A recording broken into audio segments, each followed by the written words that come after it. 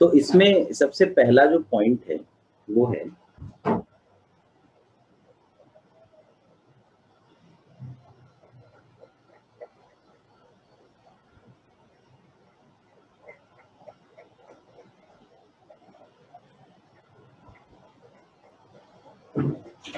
Energy bands in solids. जैसे अगर suppose हम किसी भी एटम को ले लें, ठीक है, जैसे हाइड्रोजन एटम को ही ले लें। अब हाइड्रोजन एटम में ये तो न्यूक्लियस होता है और इसके चारों तरफ ये जो पहला शेल है इसकी एनर्जी एग्जैक्ट ये होती है ना। दूसरा जो शेल है इसकी एनर्जी एग्जैक्ट ये, क्योंकि इसका जो इलेक्ट्रॉन है वो अपने न्यूक्लियस के इन्फ्लुएंस में घूम रहा है। अब ये सोचो अगर बिल्कुल इसके बगल में एक दूसरा हाइड्रोजन एटम आ जाए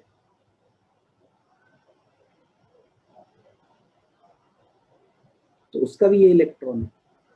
अब ये वाला इलेक्ट्रॉन और ये वाला इलेक्ट्रॉन दोनों ही सिर्फ अपने न्यूक्लियस के इन्फ्लुएंस के अलावा जो दूसरा एटम आया है उसके न्यूक्लियस के भी इन्फ्लुएंस में आ गए, उसके इलेक्ट्रॉन के भी इन्फ्लुएंस में आ गए।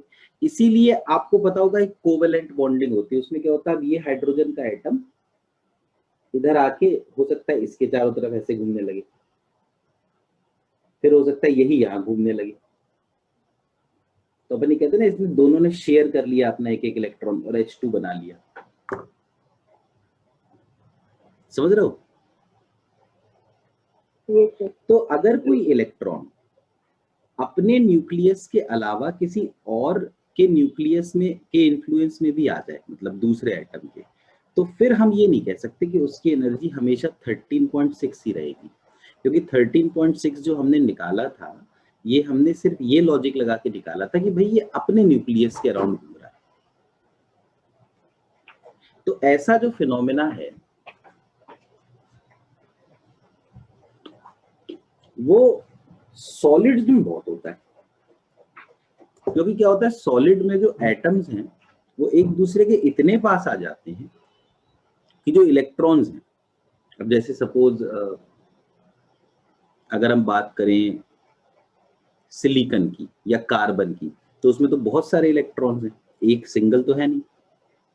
तो अगर कार्बन कार्बन की बॉन्डिंग हो जाए, सिलिकॉन सिलिकॉन की बॉन्डिंग हो जाए, तो एक इलेक्ट्रॉन अपने न्यूक्लियस के अलावा बाकी न्यूक्लियस के इन्फ्लुएंस में भी आ जाता है। इसीलिए जैसे ये एनर्जी है -13.6। अब ये एनर्जी तो ये सोचकर बनाई गई थी कि वो सिर्फ अपने न्यूक्लियस के इन्फ्लुएंस में, लेकिन अगर वो इसके अलावा बाकी न्यूक्लियस के इन्फ्लुएंस में, बाकी इलेक्ट्रॉन्स के इन्फ्लुएंस में आया, तो हो सकता है उसकी एनर्जी थोड़ी सी ज्यादा हो जाए, -13.59 हो जाए। ये भी हो सकता है थोड़ी और ज्यादा हो जाए, ऐसा नहीं होगा कि बहुत ज्यादा डिफरेंस आए, -13.58 हो जाए मान लो, और थोड़ी ज्यादा हो जाए, या हो सकता है बाई चांस थोड़ी सी कम हो जाए।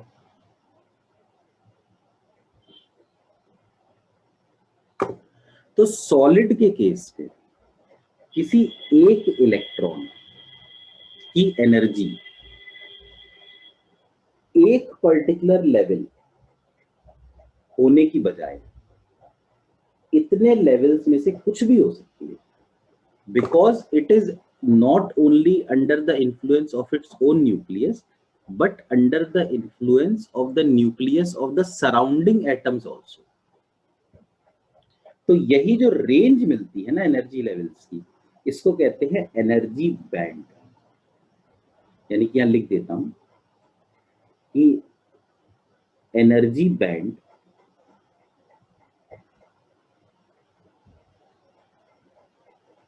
is the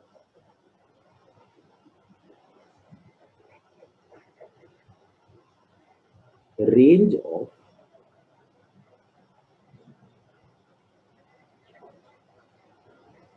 energy levels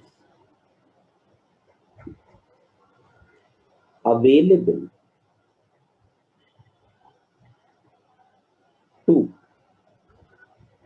an electron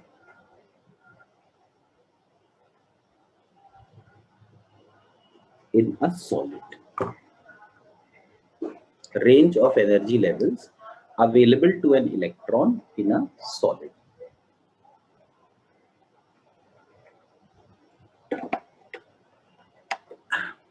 अच्छा, इलेक्ट्रॉन्स भी कई तरीके के होते हैं।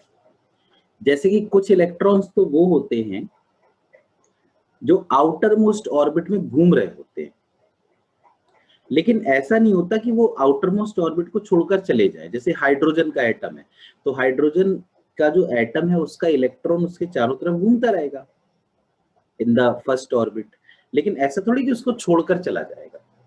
मतलब एक होते हैं वैलेंस इलेक्ट्रॉन्स जो आउटर मोस्ट ऑर्बिट में घूमे, लेकिन ऐसा नहीं कि छोड़ के चले जाएं। जो छोड़कर चले गए वो कहलाते हैं फ्री इलेक्ट्रॉन्स, है ना। तो सबसे पहले होते हैं वैलेंस इलेक्ट्रॉन्स। तो यहां हम लिख लेते हैं कि the range of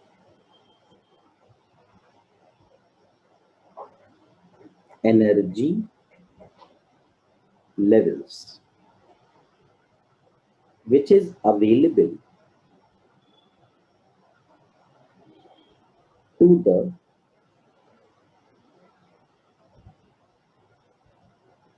electrons in the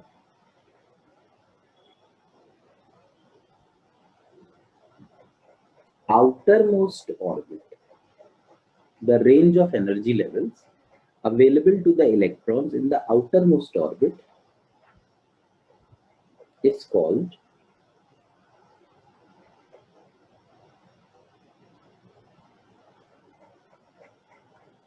valence band. इस तरीके से बनता है। ऐसे मतलब मैं तो क्या करता हूँ, ऐसे 5 लाइंस बना देता हूँ तो वो एक रेंज बता देता है। इसको अपन कहते हैं वैलेंस। अब जैसे मान लीजिए अगर हम बात करें, कोई भी एक एलिमेंट ले लेते हैं, जैसे कि सपोज फॉस्फोरस ले लिया।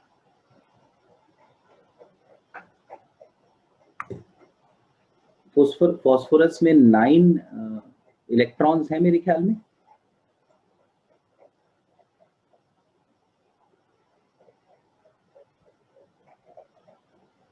बताइए। 15 है। चलो 15 इलेक्ट्रॉन्स हैं। तो ऐसा होगा ना, ये देखो यहाँ पे ये न्यूक्लियस हो गया, यहाँ 2, यहाँ 8 और यहाँ 5, ये होगा ना।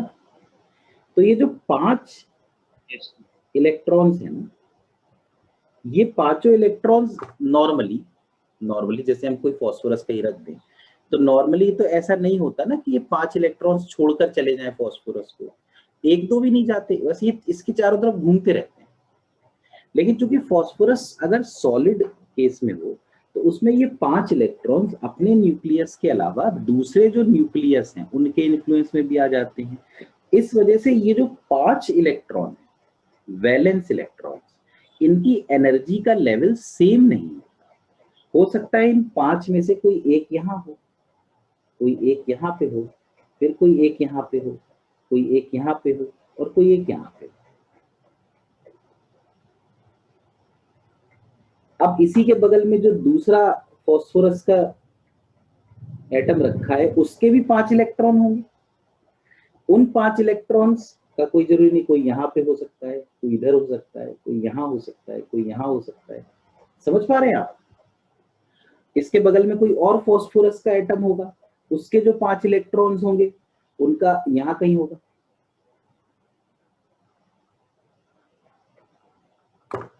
कुछ लॉजिक मेरे ख्याल में क्लियर हो रहा है वैलेंस बैंड का, है ना। तो ऐसे ही कोई फॉस्फोरस कोई हमें दे जाए कि भाई ये देखो ये 100 ग्राम ऑफ फॉस्फोरस है, तो उस 100 ग्राम ऑफ फॉस्फोरस में जितने भी वैलेंस इलेक्ट्रॉन्स होंगे सब इन वैलेंस बैंड में कहीं कहीं अलग अलग जगह लाई कर देंगे, तो ये वैलेंस बैंड ऐसे भर जाता है, मतलब बहुत सारी इलेक्ट्रॉन्स इसमें आ जाती है, ठीक है।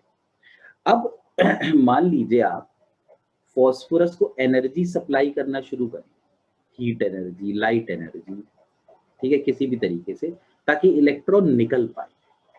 तो इलेक्ट्रॉन निकालने के लिए हमें इलेक्ट्रॉन को कुछ एनर्जी देनी पड़ेगी। अब अगर हम एनर्जी देंगे और ज्यादा एनर्जी होने की वजह से इलेक्ट्रॉन फॉस्फोरस को छोड़कर बाहर निकला, तो जो इलेक्ट्रॉन बाहर निकला वो फ्री इलेक्ट्रॉन बन गया। yes.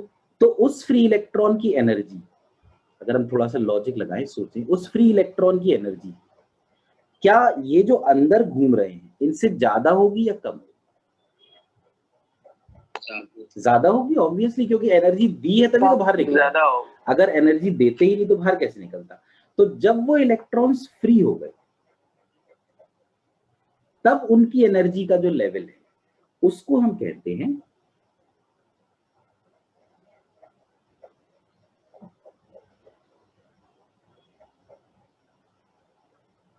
Conduction band. अब कंडक्शन बैंड क्या होता है? देखो वैलेंस बैंड की तो ये डेफिनेशन थी। कंडक्शन बैंड क्या होता है? It is the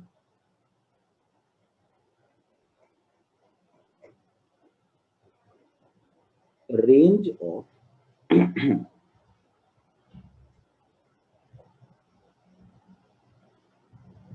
energy levels available to an chemical,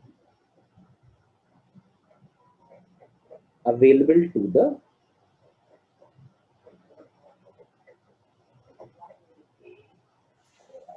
free electrons. तो जैसे यहां नीचे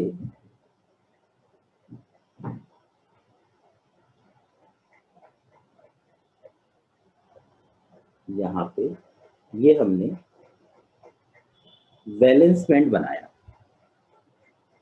यहां पे कई सारे इलेक्ट्रॉन्स थे,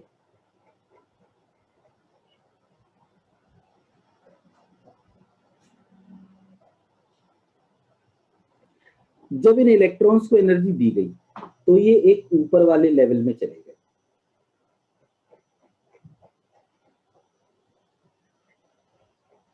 ये जो लेवल ये है सीबी, कंडक्शन बैंड।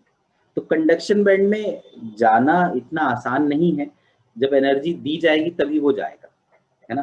तो ये वैलेंस बैंड और ये कंडक्शन बैंड, इसलिए कंडक्शन बैंड काफी एलिमेंट्स में खाली भी रहता है, क्योंकि फ्री इलेक्ट्रॉन नहीं प्रेजेंट होते, जितने नॉन मेटल है उनमें तो नहीं रहेंगे, है ना। ये जो दोनों के बीच का डिफरेंस है वैलेंस बैंड और कंडक्शन बैंड के बीच, इतनी एनर्जी तो कम से कम देनी ही पड़ेगी ना वैलेंस बैंड से कंडक्शन बैंड में पहुंचाने के लिए। तो इस एनर्जी को हम कहते हैं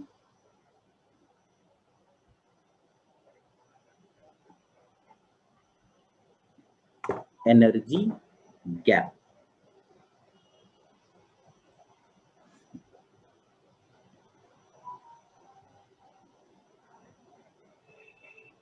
अच्छा, जो इलेक्ट्रॉन्स वैलेंस बैंड में है वो इलेक्ट्रॉन के चारों एटम, सॉरी, जो इलेक्ट्रॉन्स वैलेंस बैंड में है वो न्यूक्लियस के चारों तरफ घूम रहे हैं, वो फ्री नहीं हुए, तो वो इलेक्ट्रिसिटी कंडक्ट नहीं कर सकते। तो यहां पे एक सेंटेंस लिख लिया जाए,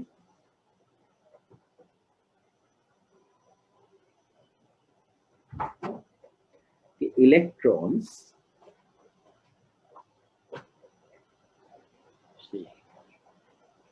in the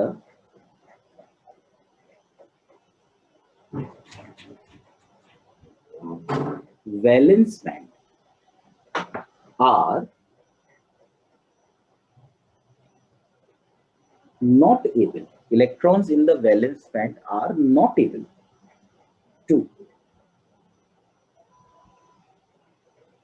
conduct electricity. Only those electrons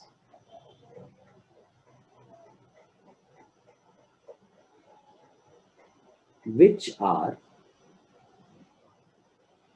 in the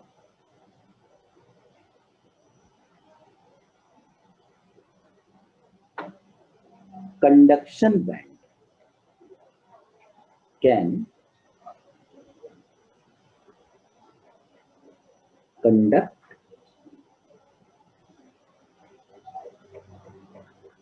electricity.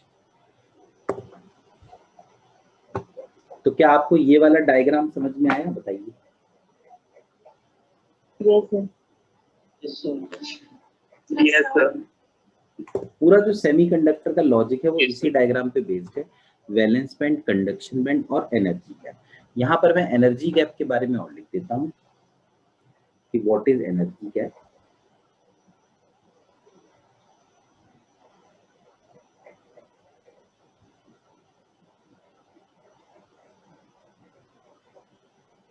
It is the minimum energy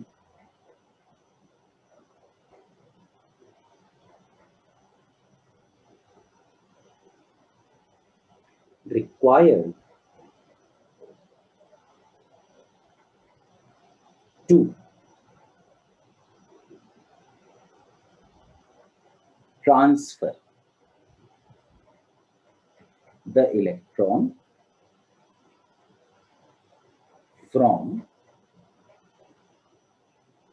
valence band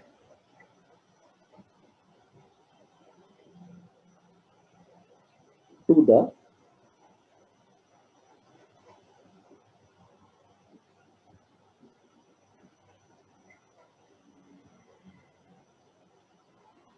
conduction band. It is the minimum energy required to transfer the electron from the valence band to the conduction band.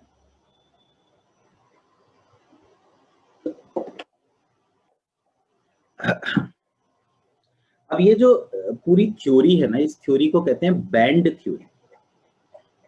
तो यहां पर मैं लिखता हूं classification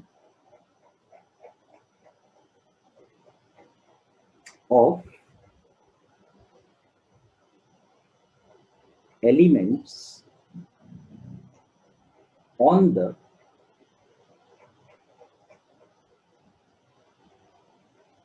basis of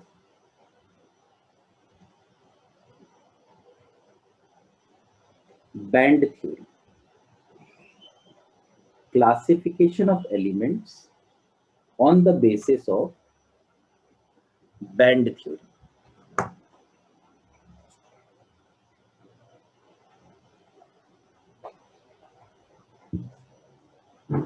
देखो elements अलग अलग तरह के होते हैं। जैसे सबसे पहले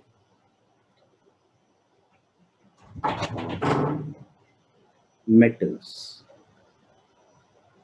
या जिनको हम कह सकते हैं कंडक्टर्स। तो मेटल्स या कंडक्टर्स में क्या होता है, जैसे ये वैलेंस बैंड है,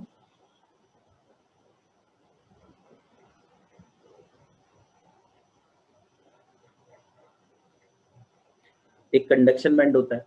तो जो कंडक्शन बैंड होता है ना, वो इस वैलेंस बैंड से ओवरलैप कर जाता है, मतलब ऐसे।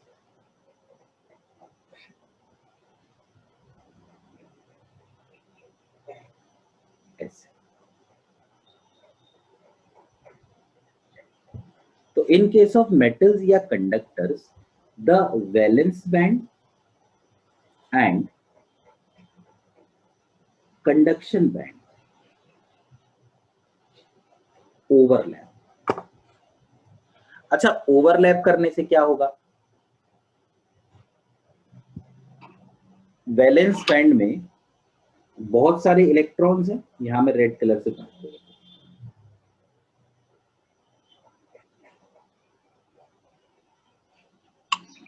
है ना। अब इसमें से कई सारे इलेक्ट्रॉन्स ऑलरेडी कंडक्शन बैंड में है, उन्हें कोई एनर्जी चाहिए ही नहीं कंडक्शन बैंड में जाने के लिए, मतलब उन्हें फ्री होने के लिए कोई एनर्जी चाहिए नहीं, वो ऑलरेडी दे आर फ्री। तो अगर वो पहले ही फ्री है तो मेरे ख्याल में उनको इलेक्ट्रिसिटी कंडक्ट कराने में कोई प्रॉब्लम तो होगी नहीं। तो इसीलिए ये मेटल है, गुड कंडक्टर, क्योंकि इनमें पहले ही जितने इलेक्ट्रॉन है वो पहले ही फ्री है। अच्छा, एक दूसरा हो गया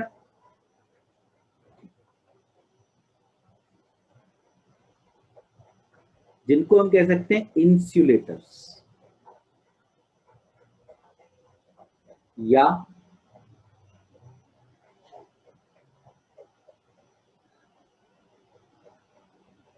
नॉन कंडक्टर्स, इंसुलेटर्स या फिर नॉन कंडक्टर्स। तो जो इंसुलेटर हैं या जो नॉन कंडक्टर हैं उनमें ये वैलेंस बैंड है,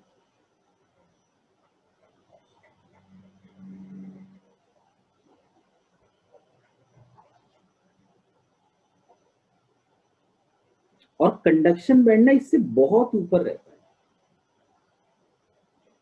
मतलब कि इनके बीच का जो एनर्जी का गैप है ना वो बहुत ज्यादा होता है। और एक्चुअली इसकी एक प्रिसाइज वैल्यू है कि एनर्जी का गैप अगर 3 इलेक्ट्रॉन वोल्ट से ज्यादा। अब ऐसे में क्या होता है, देखो जो भी आउटर मोस्ट ऑर्बिट में इलेक्ट्रॉन्स हैं वो आउटर मोस्ट में रहे। अब इनको हम कभी इतनी एनर्जी दे ही नहीं पाते कि ये ऊपर जा पाए। तो अगर आप ये बताइए कि कोई इलेक्ट्रॉन ऊपर जा ही नहीं पाया तो क्या कंडक्शन बैंड भरा होगा या खाली होगा? खाली होगा। तो जो इंसुलेटर्स या नॉन कंडक्टर्स है ना, इन केसेस में वैलेंस बैंड इज, ये जो नीचे वाला है इसमें से जरा सा भी कोई गया ही नहीं, तो दिस इज कंप्लीटली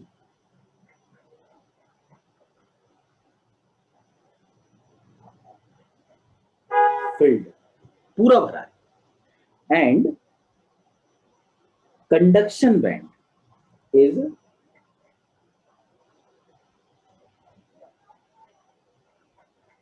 कंप्लीटली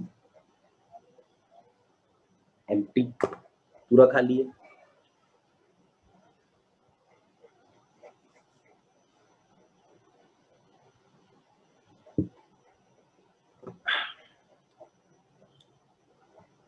तीसरी एक कैटेगरी है जिसमें ना तो ओवरलैप करते और ना ही ये एनर्जी गैप कोई बहुत ज्यादा होता है। ये जो तीसरी कैटेगरी है इसको कहा जा सकता है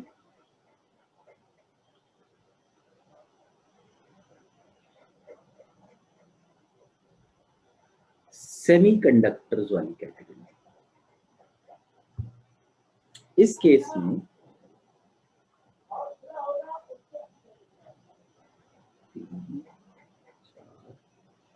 ये बन गया कंडक्शन बैंड।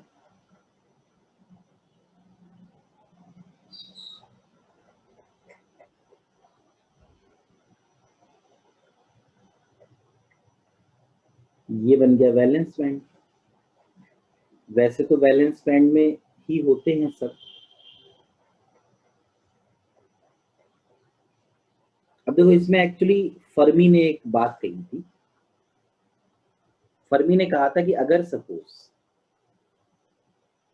हम 0 केल्विन की बात करें, 0 केल्विन, एब्सोल्यूट 0, तो 0 केल्विन पर ये वैलेंस बैंड पूरा भरा हुआ है और कंडक्शन बैंड पूरा खाली है, क्योंकि 0 केल्विन पर इलेक्ट्रॉन, मतलब आपने सुना होगा मॉलिक्यूलर मोशन सीजेस, इलेक्ट्रॉन्स के पास कोई काइनेटिक एनर्जी तो है नहीं। अब टेम्परेचर अगर 0 केल्विन से थोड़ा बढ़ाया जाए, suppose we come to room temperature 23 degree Celsius, 24 degree Celsius. तो उसने कहा कि भाई हमें इन इलेक्ट्रॉन्स को जो यहाँ वैलेंस बैंड में है, इनको अलग से एनर्जी देने की जरूरत नहीं पड़ती, क्योंकि ये जो एनर्जी का गैप है ये छोटा होता है, 3 इलेक्ट्रॉन वोल्ट से छोटा होता है। तो क्या होता है कि जब रूम टेम्परेचर पे हम आते हैं तो रूम टेम्परेचर पर ही ये जो इलेक्ट्रॉन्स हैं यहाँ पे वैलेंस बैंड के, ये एनर्जी गेन करके कंडक्शन बैंड में जाना शुरू कर देते हैं, मतलब कि फ्री इलेक्ट्रॉन बनना शुरू कर देते हैं, अपना आउटर मोस्ट ऑर्बिट छोड़ के जाने लगते हैं। तो इसका मतलब रूम टेम्परेचर, देखो 0 केल्विन पे क्या होगा, 0 केल्विन पे वैलेंस बैंड पूरा भरा रहेगा, लेकिन रूम टेम्परेचर पे या 0 केल्विन से ऊपर जो टेम्परेचर है उस केस में वैलेंस बैंड थोड़ा सा खाली हो गया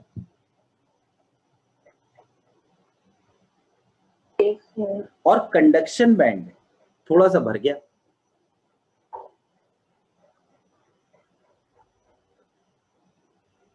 तो क्या मैं ये कह सकता हूं कि सेमीकंडक्टर में the valence band is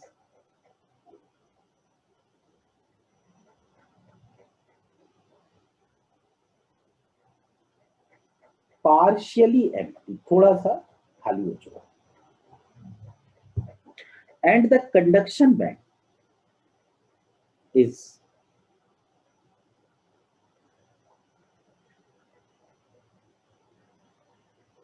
partially filled.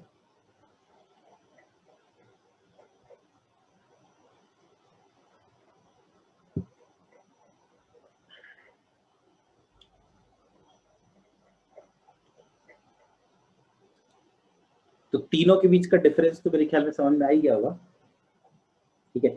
अच्छा, अब सेमीकंडक्टर्स में एक चीज ये है, जैसे आप ये देखिए कि वैलेंस बैंड जो है, यहां से इलेक्ट्रॉन्स कंडक्शन बैंड में जा रहे हैं। तो जैसे इस इलेक्ट्रॉन की जो गया, ये इलेक्ट्रॉन जब यहां से ऊपर गया तो यहाँ वैलेंस बैंड में एक इलेक्ट्रॉन की कमी हो गई, जिसको मैं ग्रीन कलर से डिनोट कर रहा हूँ, ठीक है। यहाँ देखो वैलेंस बैंड में फिर एक इलेक्ट्रॉन की कमी हो गई, इसको भी मैं ग्रीन कलर से डिनोट कर रहा हूँ। ये जो इलेक्ट्रॉन की कमी है इसको हम कहते हैं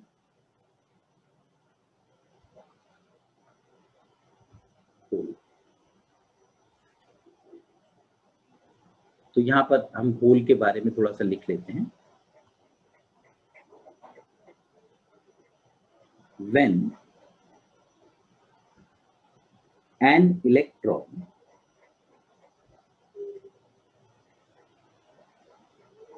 goes from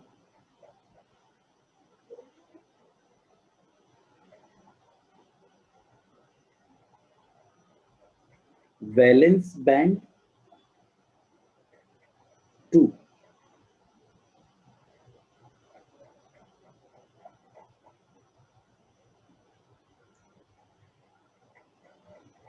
conduction band, then a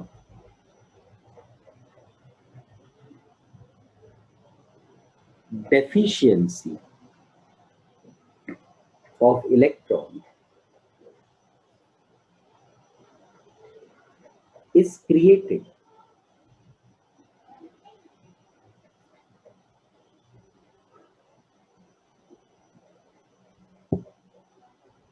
in the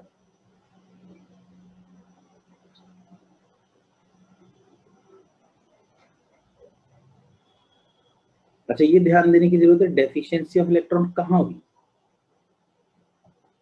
valence band, ठीक है। This deficiency of electron in the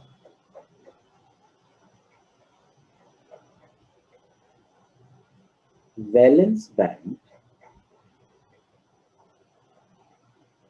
is called whole.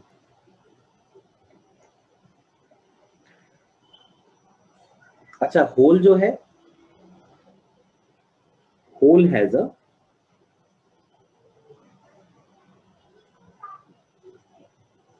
Positive charge plus E.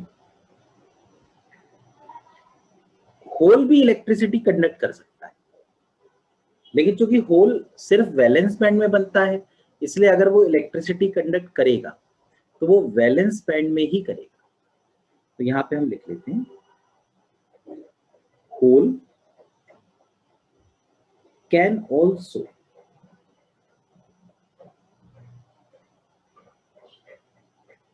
conduct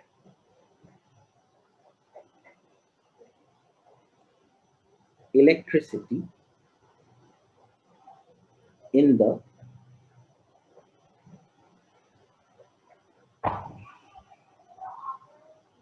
valence band. अच्छा, अब होल है वैलेंस बैंड में, इलेक्ट्रॉन जो फ्री इलेक्ट्रॉन है वो conduction band में है। तो बस एक टर्म और है, मतलब एक सेंटेंस और है कि mobility of hole is less then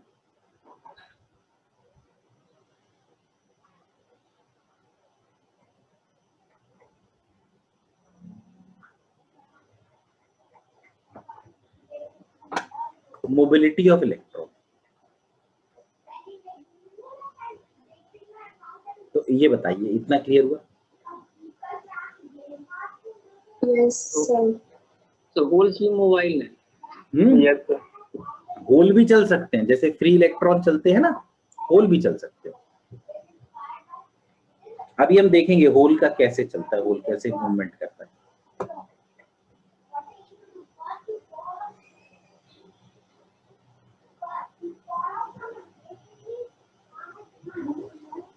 ठीक है, अब basically we will study about semiconductor. तो सेमीकंडक्टर जो है, जो बिल्कुल बेसिक प्योर सेमीकंडक्टर है, उसको हम लोग कहते हैं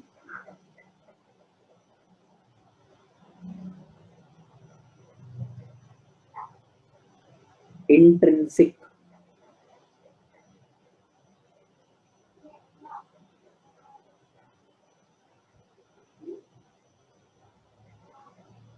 सेमीकंडक्टर।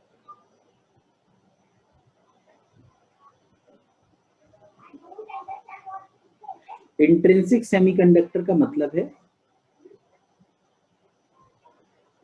Pure semiconductor.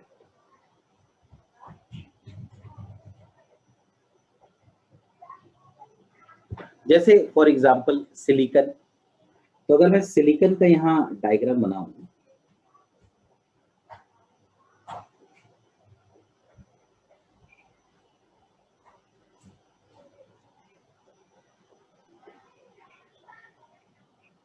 ये इस तरीके से, तो हर सिलिकॉन के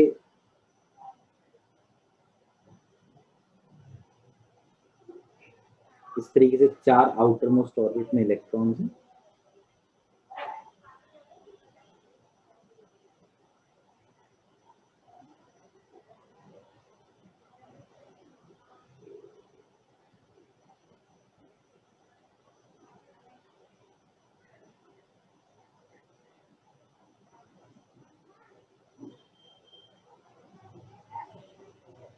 ये अब ये सब एक दूसरे के साथ कोवेलेंट बॉन्ड बनाए हुए हैं।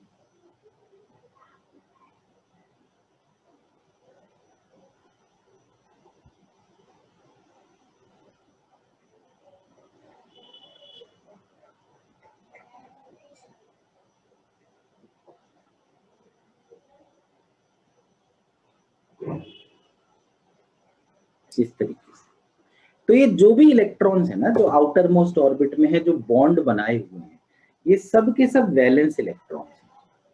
ये जो इलेक्ट्रॉन्स आपको यहाँ दिख रहे हैं सिलिकॉन के जो 4 ये सब वैलेंस बैंड में है। यहां बना देता हूं वैलेंस बैंड।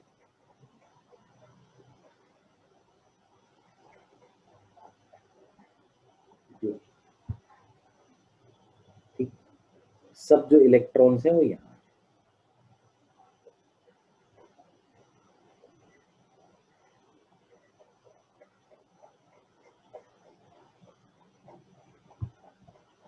ऊपर है कंडक्शन बैंड।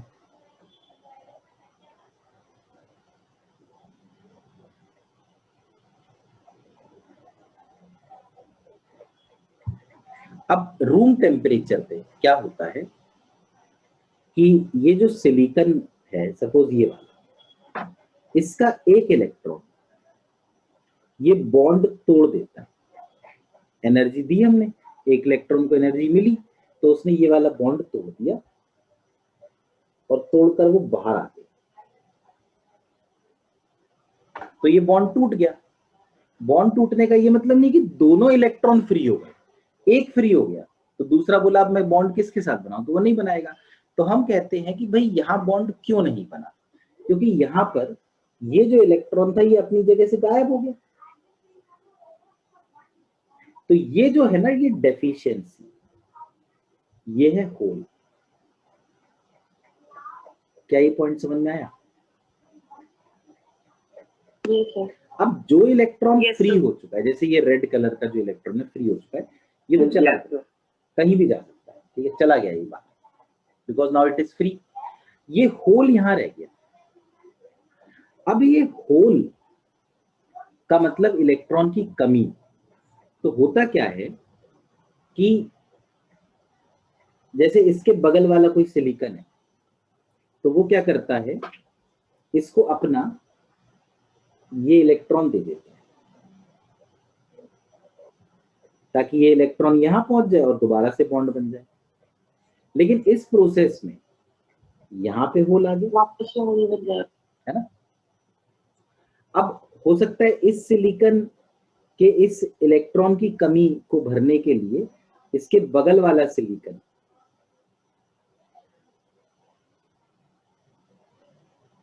इसको अपना इलेक्ट्रॉन दे दे, तो ऐसे में देखो यहां कमी हो गई। मतलब आप देखिए कि वो जो होल है ना, वो बॉन्ड के अंदर ट्रेवल करता रहेगा,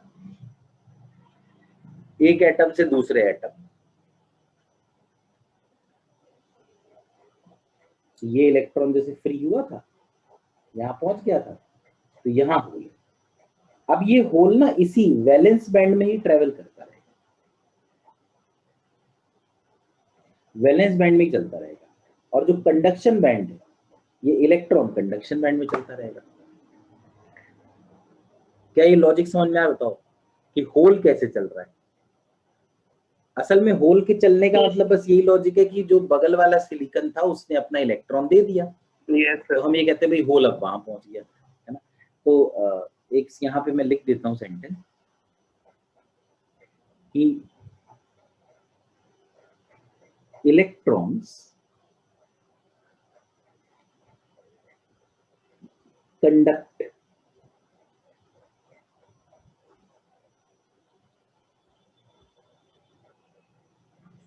electricity in the conduction band.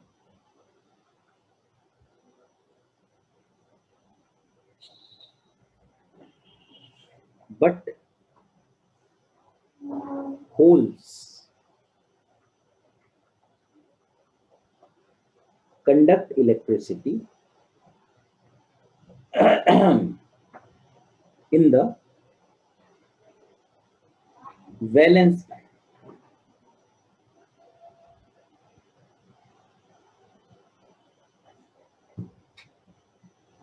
और ये जो इलेक्ट्रॉन्स हैं ये या होल हैं, ये हमें मिले कहां से? फ्री इलेक्ट्रॉन या होल हमें मिले कहां से? जब कोवेलेंट बॉन्ड टूटा तब मिला ना, एक इलेक्ट्रॉन और एक होल। तो यहां मैं लिख देता हूं कि in case of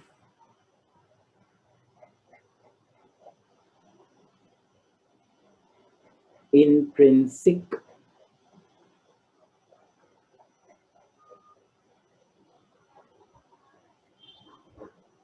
semiconductors, in case of intrinsic semiconductors, we get free electrons and holes only by breaking of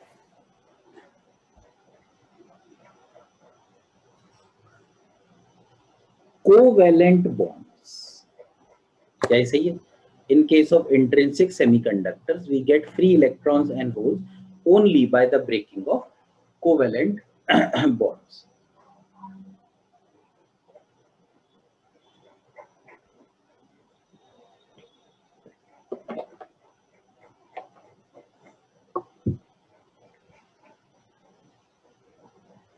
तो अगर जैसे एक बॉन्ड टूटा, ये वाला बॉन्ड टूट गया,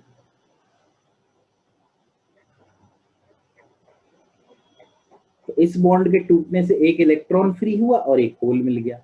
तो हमेशा ही एक्चुअली इंट्रिंसिक में जो इलेक्ट्रॉन्स का नंबर होगा ना और जो होल्स का नंबर होगा वो बराबर होगा। और इसको कई लोग ये भी लिख देते हैं कि Ne और NH दोनों चूंकि बराबर है ना, तो इसको कई बार लिख देते हैं Ni। Ni मतलब कि the number of charge carriers in the intrinsic semiconductor. अब बात यह है कि बॉन्ड टूटेंगे भी तो कितने बॉन्ड टूटेंगे? ऐसा तो है नहीं कि सारे ही बॉन्ड टूट जाए, तो बहुत कम बॉन्ड टूट पाते हैं, बहुत कम इलेक्ट्रॉन्स होते हैं, बहुत कम होल्स होते हैं, इसलिए इसकी जो कंडक्टिविटी होती है ना बहुत कम होती है। The conductivity of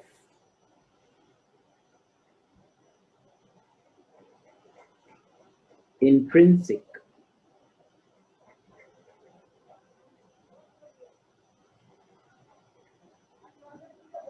semiconductors is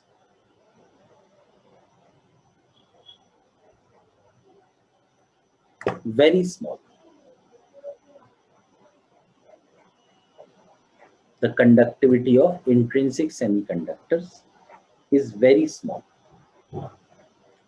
तो कंडक्टिविटी बढ़ाने के लिए हम लोग क्या करते हैं, इसमें दूसरे एलिमेंट मिलाते हैं। जैसे कई लोग इसमें फास्फोरस मिला देते हैं, कई लोग इसमें एल्यूमिनियम मिला देते हैं। तो ये जो प्रोसेस है ना किसी दूसरे एलिमेंट को मिलाना, इस प्रोसेस को कहते हैं डोपिंग।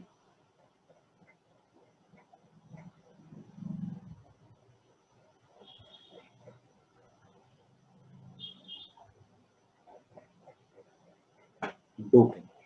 तो what do we mean by doping, यहां लिख देते हैं। It is the process of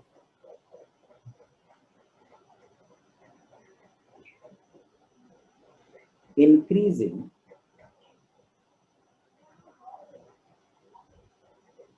the conductivity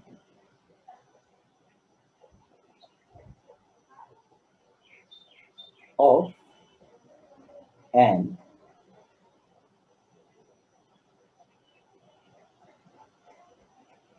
intrinsic, it is the process of increasing the conductivity of an intrinsic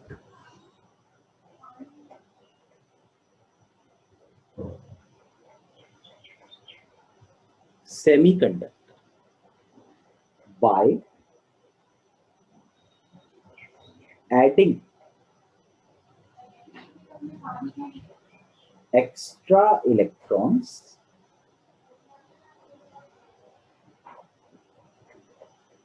or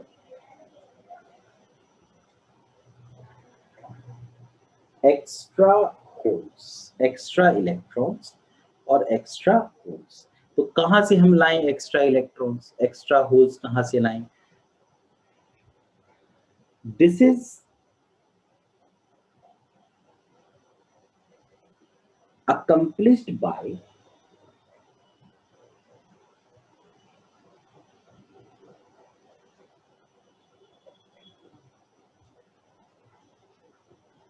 doping. वैसे डोपिंग ही तो पढ़ रहे हैं तो इसको मैं अलग वर्ड लिखता हूं, mixing. the intrinsic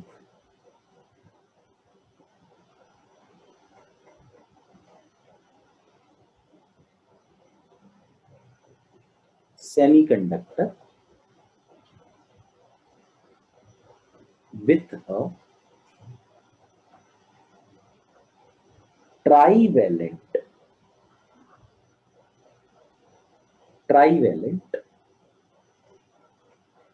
or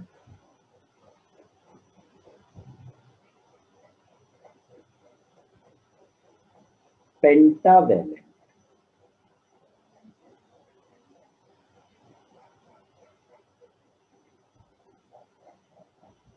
impure.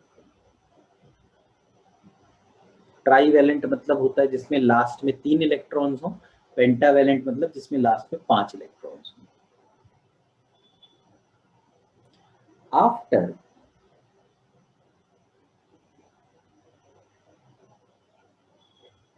Mixing the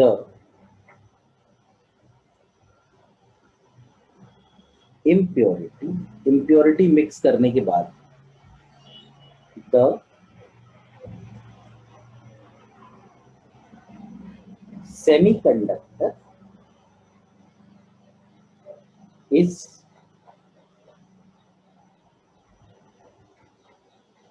known as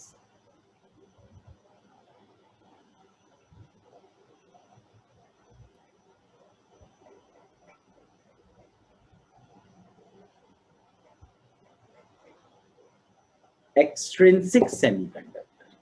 इसका नाम इंट्रिंसिक से बदल के क्या हो जाता है, एक्सट्रिंसिक सेमीकंडक्टर. अब ये जो एक्सट्रिंसिक सेमीकंडक्टर है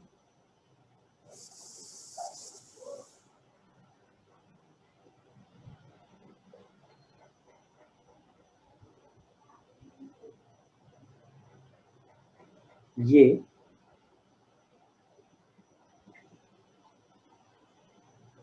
दो तरह का होता है.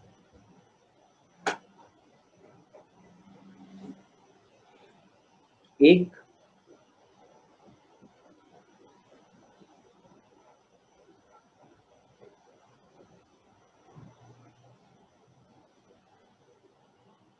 होता है पी टाइप सेमीकंडक्टर और एक होता है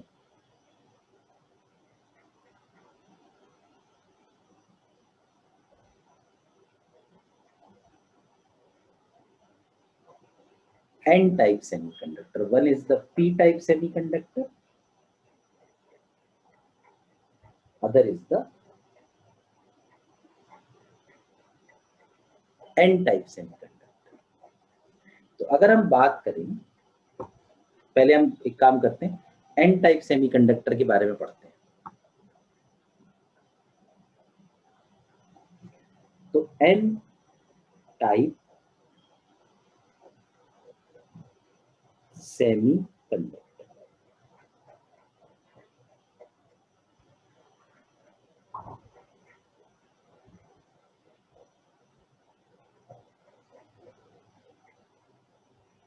N टाइप सेमीकंडक्टर के बारे में यहां लिखते हैं कि it is actually N type semiconductor तब बनता है जब हम कोई पेंटावैलेंट इंप्योरिटी मिलाते हैं, जैसे कि फास्फोरस होता है, आर्सेनिक, आपने सुना होगा आर्सेनिक होता है ना. तो फास्फोरस या आर्सेनिक बेसिकली मिलाते हैं तो it is produced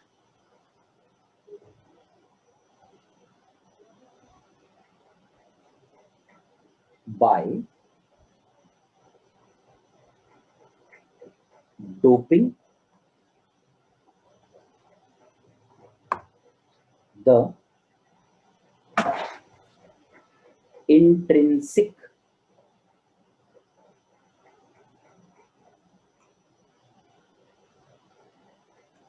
semiconductor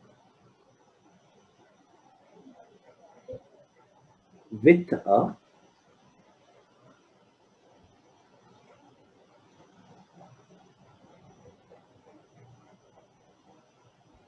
pentavalent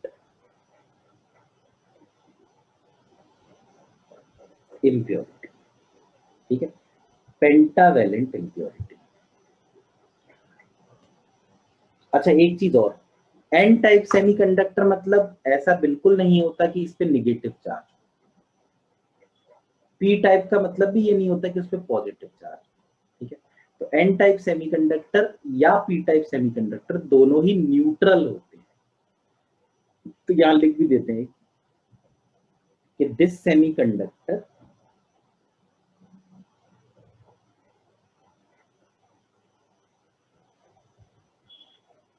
is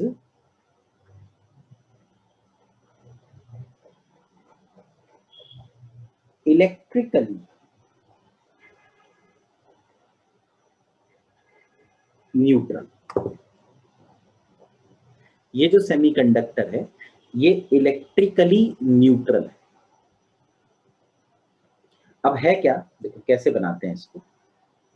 जैसे यहां मैं लिख देता हूं भाई, ये आपने सुना होगा कार्बन होता है, फिर सिलिकॉन होता है, फिर होता है जर्मेनियम, फिर होता है टिन, और फिर है लेड। फिर कार्बन के इधर, मतलब कार्बन में तो 4 होते हैं ना, कार्बन सिलिकॉन में 4 वैलेंस इलेक्ट्रॉन्स होते हैं ना। इसके बाद पेंटावेलेंट होता है नाइट्रोजन, फॉस्फोरस, आर्सेनिक, एंटीमनी और बिस्मथ। ठीक है, अब जैसे देखो मैंने सिलिकॉन को बनाया यहाँ पे,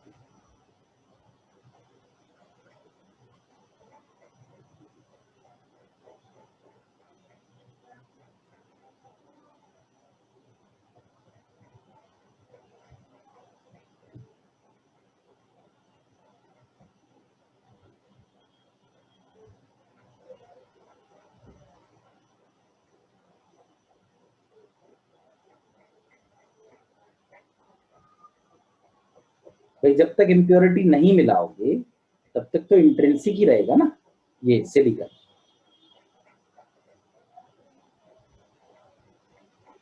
Yes, sir. ठीक है, और इसमें ऐसे बॉन्डिंग रहेगी।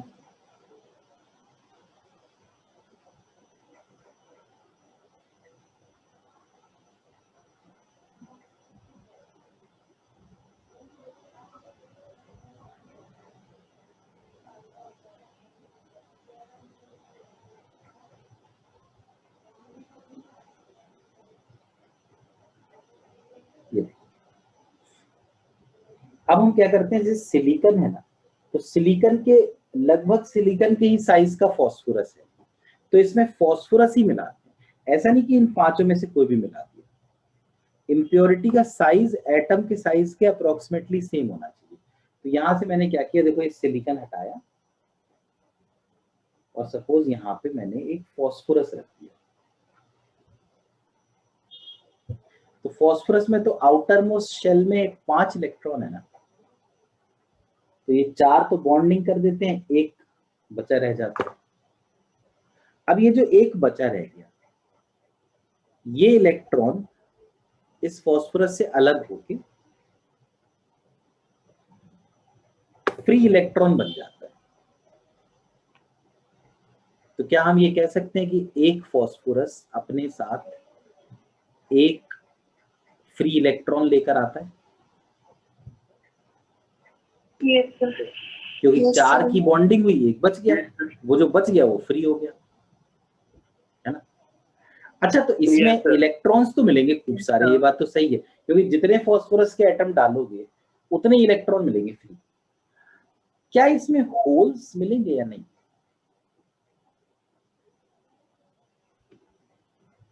No, sir. No. यस मिले लेकिन सिलिकॉन नहीं मतलब क्या यहाँ पर होल मिल सकते हैं हमें? एक्स्ट्रा होल्स नहीं मिलेंगे सर, जो सिलिकॉन की बॉन्डिंग टूट के बनेंगे वही। हाँ मतलब कि होल ऐसा नहीं कि मिलेंगे ही नहीं, मिल सकते हैं, है ना। जैसे अगर सिलिकॉन और सिलिकॉन का कोई बॉन्ड टूट जाए तो यहाँ पर ये चला गया यहाँ से, है ना, तो होल मिल सकते हैं। लेकिन होल यहाँ पर जनरेट सिर्फ एक ही तरीके से हो सकते हैं, कोवेलेंट बॉन्ड की ब्रेकिंग से। तो होल्स यहां पर एक ही तरीके से जनरेट हो सकते हैं ड्यू टू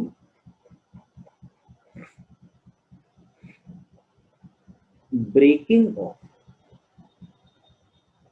बॉन्ड, जबकि इलेक्ट्रॉन्स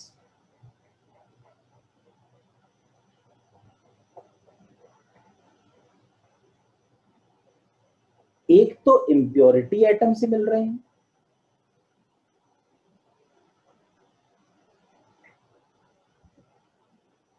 और साथ साथ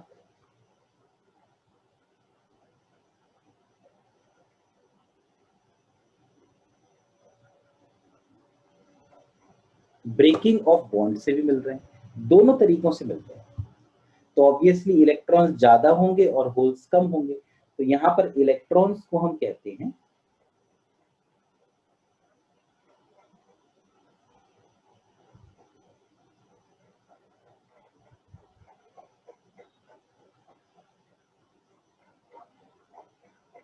मेजॉरिटी चार्ज कैरियर्स और होल्स को हम कहते हैं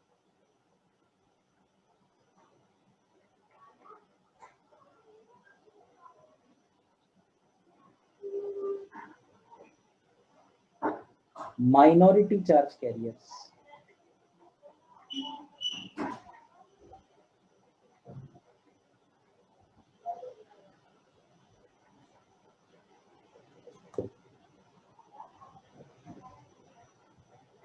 तो चूंकि माइनॉरिटी चार्ज कैरियर्स होल हैं और मेजॉरिटी इलेक्ट्रॉन है, तो यहाँ पे मेजॉरिटी का जो नेचर है वो निगेटिवली चार्ज है ना,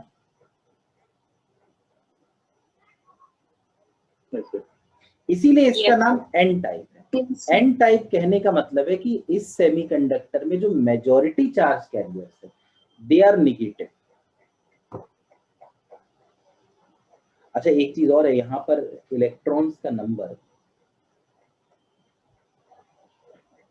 होल के नंबर से बहुत ज्यादा है।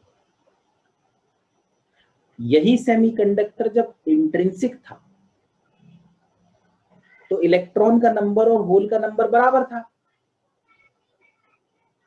तो इलेक्ट्रॉन और होल का जो प्रोडक्ट होता है ना शुरू में, और इलेक्ट्रॉन और होल का जो प्रोडक्ट होता है बाद में, वो सेम होता है।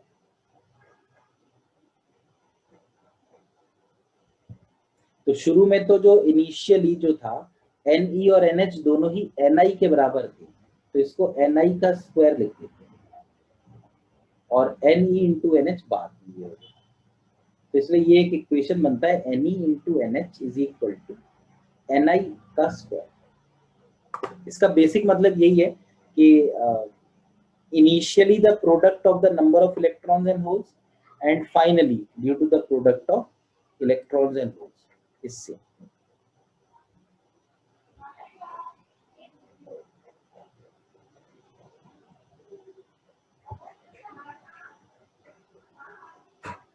आया समझ में?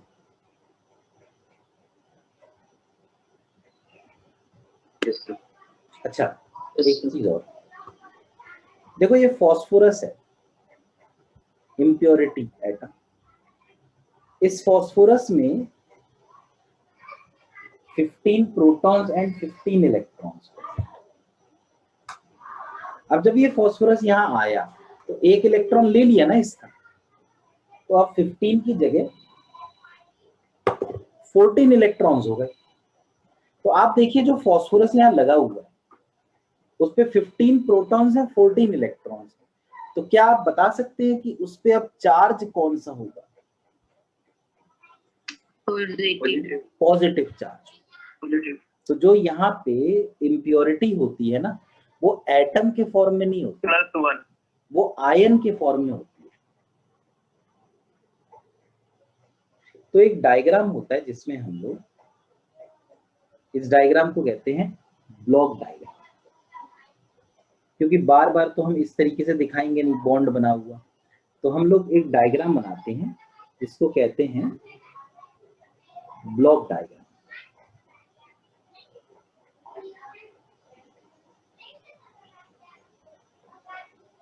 अब ये जो ब्लॉक डायग्राम है ना, इसमें दो चीजें दिखाते हैं। एक सबसे पहली चीज तो हम इसमें दिखाते हैं इमूवेबल आयंस, और दूसरा इसमें दिखाते हैं मेजॉरिटी चार्ज कैरियर्स।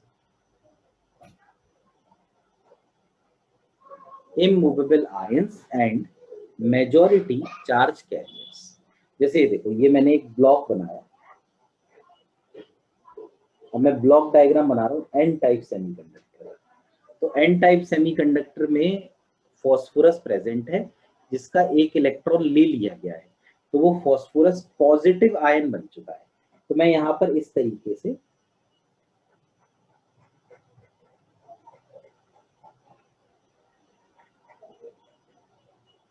तो पॉजिटिव आयंस बना देता हूं।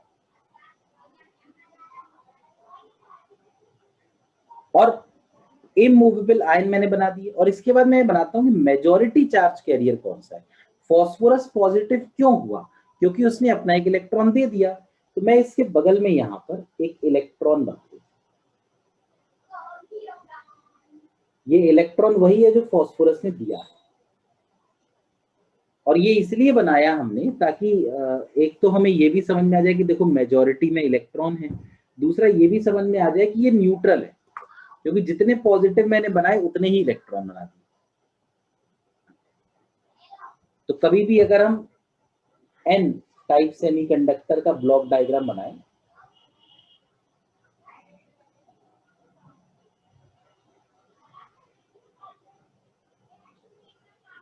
तो उसमें ऐसे पॉजिटिव आयंस बना दें और साथ में इलेक्ट्रॉन्स बना दें।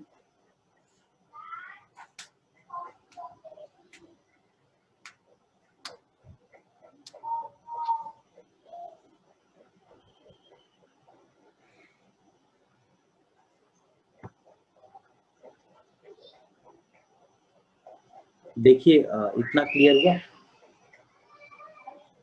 Yes sir. ठीक है। अच्छा, एन टाइप सेमीकंडक्टर, इसके बाद फिर अगला हो गया yes sir.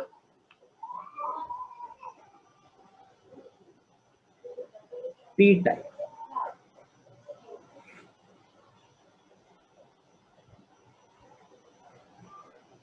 Semiconductor.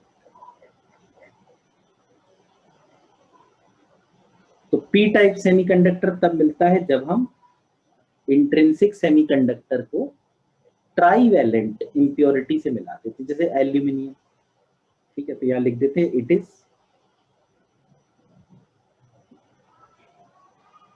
obtained by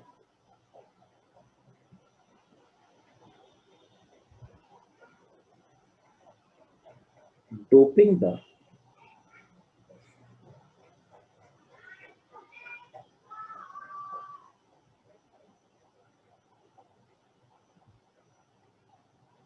intrinsic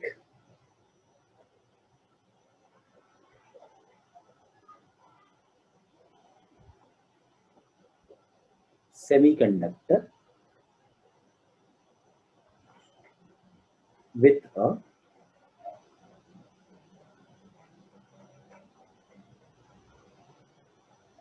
trivalent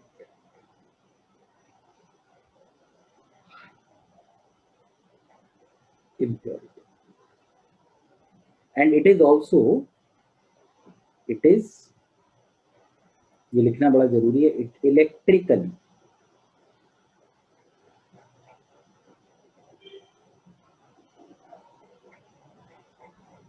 neutral।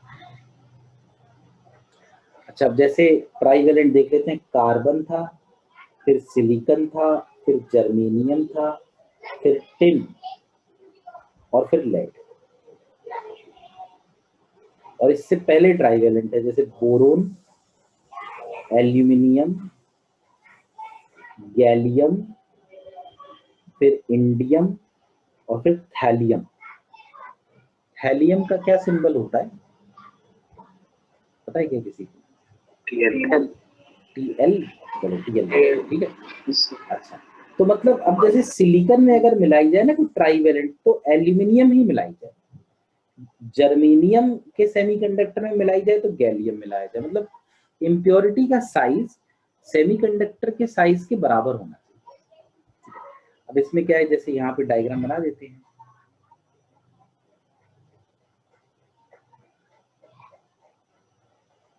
Intrinsic semiconductor का डायग्राम देखो, ऊपर से कॉपी कर लेते हैं।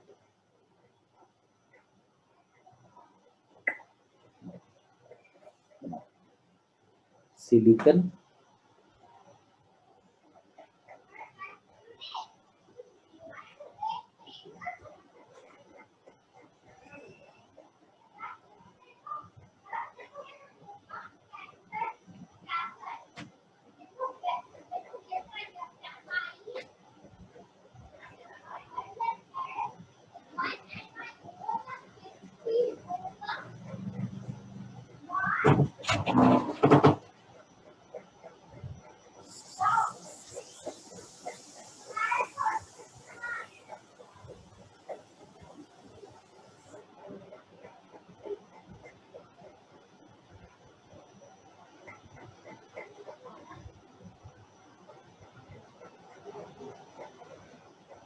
ये ठीक है।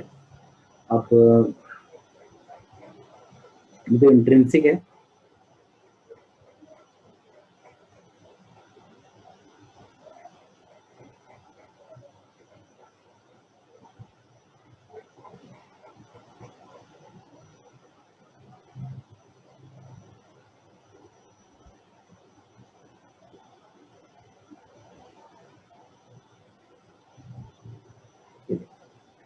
अब इसमें हम जैसे सिलिकॉन हटाकर एल्यूमिनियम लगाए, तो जो एल्यूमिनियम है ना, उसमें आउटर मोस्ट शेल में सिर्फ 3 इलेक्ट्रॉन है, तो मैंने यहाँ 3 दिखाए, और एक यहाँ पर मैंने दिखा दिया इलेक्ट्रॉन है नहीं, तो एक इलेक्ट्रॉन की कमी है। तो एक एल्यूमिनियम अपने साथ एक होल लेकर आया, डेफिशिएंसी ऑफ इलेक्ट्रॉन। अब इसको भरने को क्या हो सकता है, ये चलो ये पॉइंट बाद में करेंगे। दूसरा एक ये भी हो सकता है कि जैसे सिलिकॉन और सिलिकॉन के बीच कोई कोवेलेंट बॉन्ड टूट जाए, तो अगर कोई कोवेलेंट बॉन्ड टूट गया तो ये इलेक्ट्रॉन चला जाएगा और एक होल यहां मिल जाएगा, मतलब होल 2 तरीकों से मिलेगा। एक तो जो इम्प्योरिटी आई वो लेकर आई, और दूसरा जो कोवेलेंट बॉन्ड है वो टूटा। तो यहां पे लिखा जा सकता है कि holes are obtained by 2 ways. One, by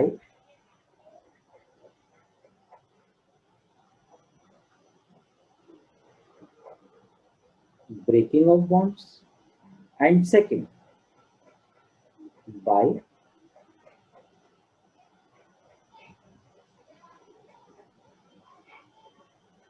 impurity atoms. जबकि इलेक्ट्रॉन्स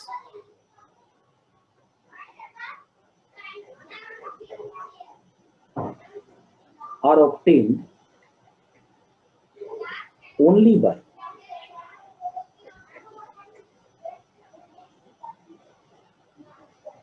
breaking of bonds. इसलिए जो होल्स हैं उनको कहा जाता है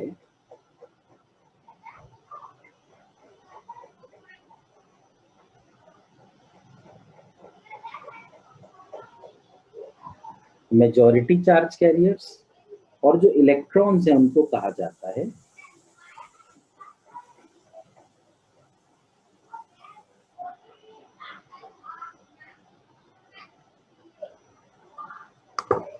माइनॉरिटी चार्ज कैरियर्स।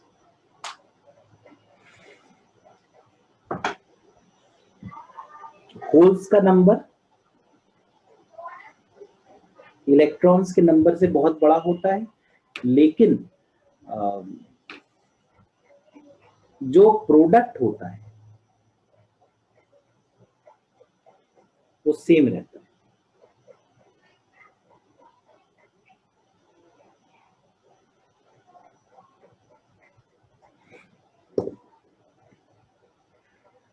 अच्छा, तो इसमें majority charge carrier positively charge है ना होल, इसलिए इसको पी टाइप सेमीकंडक्टर कहते हैं।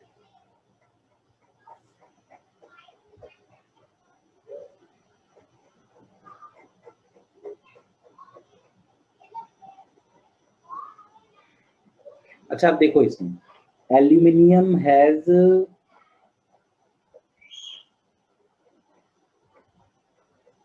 13 प्रोटॉन्स एंड 13 इलेक्ट्रॉन्स। अभी यहाँ पे तो होल है, तो बगल वाला सिलिकॉन क्या करेगा, इस होल की जगह यहाँ पे ले आएगा, अपना इलेक्ट्रॉन दे देगा, तो यहाँ पे होल आ गया। फिर इसके बगल वाला सिलिकॉन क्या कर सकता है, यहाँ पे तो होल यहाँ पे आ जाए। इस तरीके से होल चल रहा है। लेकिन आप ये सोचिए, जैसे ही एल्यूमिनियम को इलेक्ट्रॉन मिला, वैसे ही एल्यूमिनियम पे 13 इलेक्ट्रॉन्स की जगह 14 इलेक्ट्रॉन्स हो गए। Yes sir. तो एल्यूमिनियम एटम की जगह आयन बन गया। और कौन सा आयन बन गया, नेगेटिव। बिल्कुल सही बात। तो हम लोग यहाँ लिख सकते हैं, जो ब्लॉक डायग्राम बनाते हैं ना, आपको याद होगा पिछली बार भी अभी बनाया था ब्लॉक डायग्राम।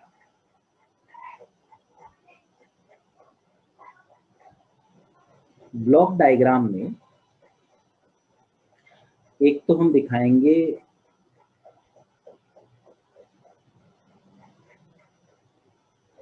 इमूवेबल आयंस और दूसरा दिखाएंगे मेजॉरिटी चार्ज कैरियर्स।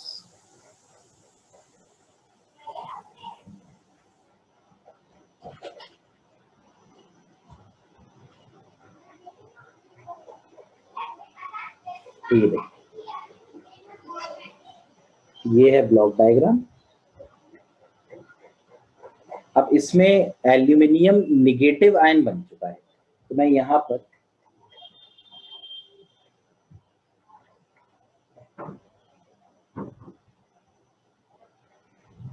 बहुत सारे ऐसे निगेटिव आयंस बना देता हूं। और ये क्यों निगेटिव है, क्योंकि इन्होंने एक होल दिया, ठीक है। तो इसके बगल में जो होल इससे मिला वो बना देता हूं, ये देखो। तो immovable ions and majority charge carriers.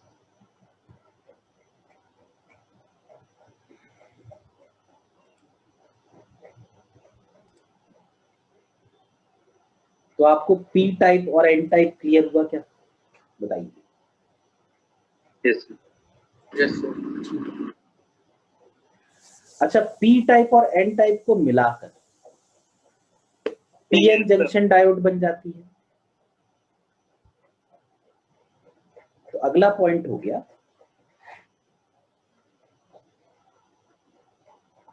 P N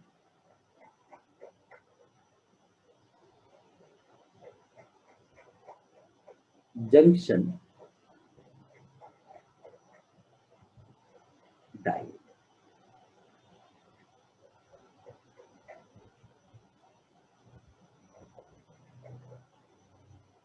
तो यहां लिख देते हैं, इट इज फॉर्म्ड, कैसे बनती है, it is formed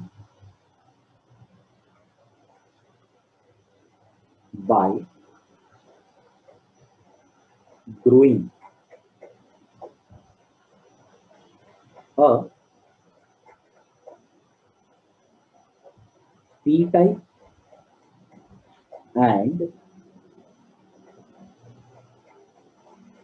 n type।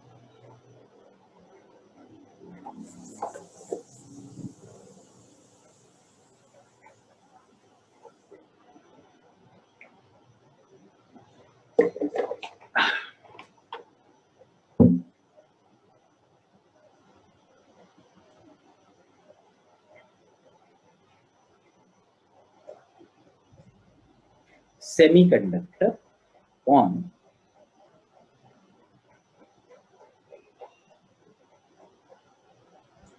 different sides of the same intrinsic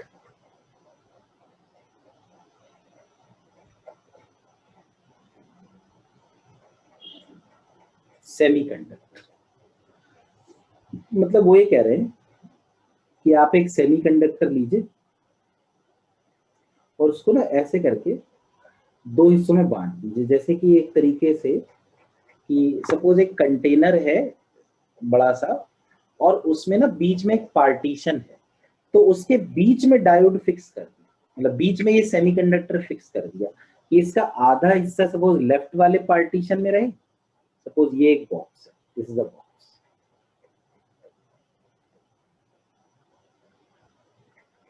और इस बॉक्स की ये दीवार है और यहाँ पर एक छोटी सी ओपनिंग है और यहाँ पे हमने इस तरीके से लगा कि लेफ्ट वाले हिस्से में आधा हिस्सा रहे और राइट वाले पार्ट में आधा हिस्सा रहे। अब लेफ्ट वाले पार्ट में हम लोग क्या करते हैं, हम लोग सपोज एल्यूमिनियम से डोपिंग कराते हैं। एक्चुअली कराते क्या है, वो एल्यूमिनियम को ना इतना गर्म कर देते हैं कि उसकी वेपर बन जाए, गैस बन जाए, और उस गैस को यहाँ रिलीज कर देते हैं, तो वो एल्यूमिनियम धीरे धीरे इसके अंदर घुसता जाता है, तो ये पी टाइप बनने लगता है। और दूसरी तरफ फॉस्फोरस है, ठीक है, उसको भी ऐसे कर देते हैं कि उसके एटम्स इसके अंदर डिफ्यूज करते हैं, तो धीरे धीरे क्या होता है, एक तरफ लेफ्ट साइड में पी टाइप बनता जा रहा है। पी टाइप का मतलब क्या होता है कि कई सारे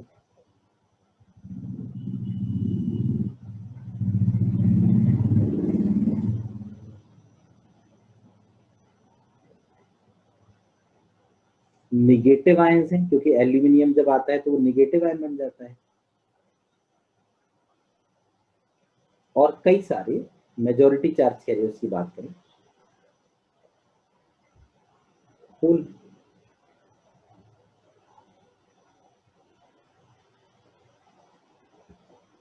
दूसरी तरफ फॉस्फोरस जो है वो पॉजिटिव आयन बन जाता है, तो फॉस्फोरस यहां बना देते हैं।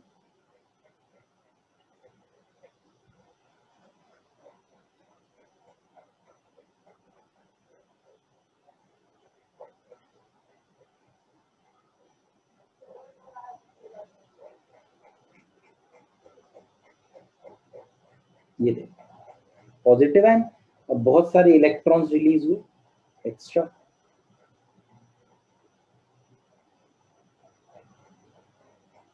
ये, और अब इसको हटा देते हैं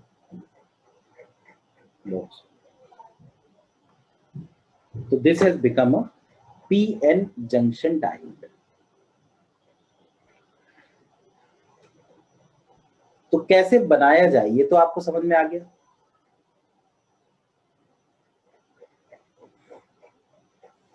Yes. अच्छा, यहाँ पर आप देखें जो ये सर्कल के अंदर पॉजिटिव या सर्कल के अंदर निगेटिव हैं, ये आयंस हैं और ये चल नहीं सकते। इसलिए नहीं चल सकते क्योंकि जैसे एल्यूमिनियम है या फॉस्फोरस है ना, उसे चारों तरफ से सिलिकॉन से बॉन्डेड है, तो it is unable to move, ये पॉजिटिव वाले या नेगेटिव वाले। लेकिन जो होल है, जो इलेक्ट्रॉन्स हैं, वो आपस में मिल सकते हैं। भाई एक होल का मतलब क्या है, होल का मतलब है डेफिशिएंसी ऑफ इलेक्ट्रॉन। तो क्या होता है कि ये इलेक्ट्रॉन और होल आपस में मिलना शुरू कर देते हैं, और जैसे ही आपस में मिले तो होल जो था, जैसे इलेक्ट्रॉन उसके पास आया तो वो जो डेफिशिएंसी थी वो खत्म हो गई, तो वो चीज वहां से गायब हो गई, मतलब कोवेलेंट बॉन्ड बन गया। ठीक है, तो देखो क्या होता है, ये जो बिल्कुल अगल बगल वाले होल और इलेक्ट्रॉन है, जैसे ये वाला होल है और ये इलेक्ट्रॉन,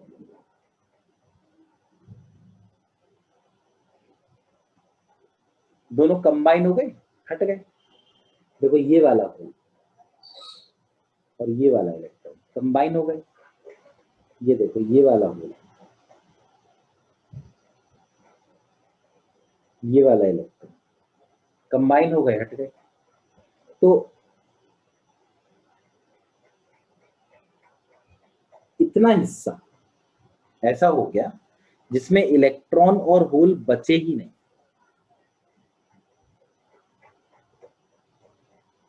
क्या ये पॉइंट समझ में आया? हालांकि ये हिस्सा धीरे धीरे बढ़ता जाएगा, इलेक्ट्रॉन होल, क्योंकि इलेक्ट्रॉन और होल तो चाहते ही है ना कंबाइन होना, ठीक है।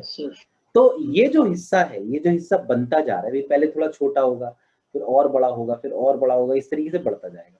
ये जो हिस्सा है, जिस हिस्से में चार्ज कैरियर्स खत्म हो गए, चार्ज कैरियर्स है ही नहीं, इलेक्ट्रॉन और होल है ही नहीं क्योंकि कंबाइन हो गए, इस हिस्से को कहते हैं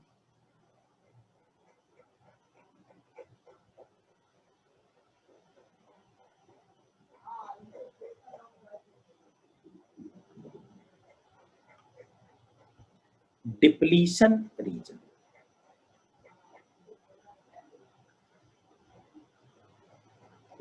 सबसे पहली चीज, डिप्लीशन रीजन का मतलब क्या है, तो यहां लिख देते हैं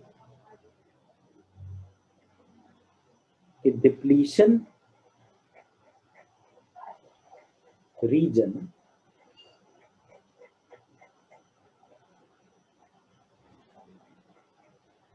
is a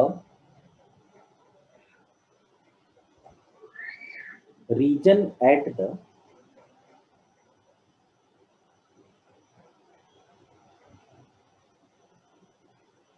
boundary of p-type and n-type, boundary of p-type and n-type, where no charge carriers are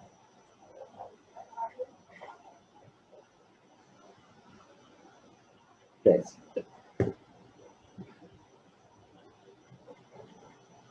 No charge carriers are present.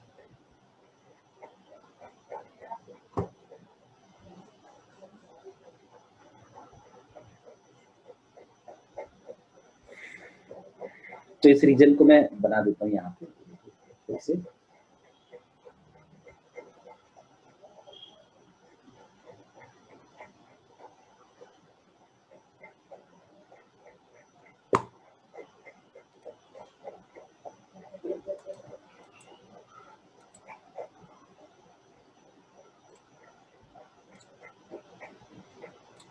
ये देखो, अब अगर आप थोड़ा सा यहाँ पे देखें तो ये जो हिस्सा है,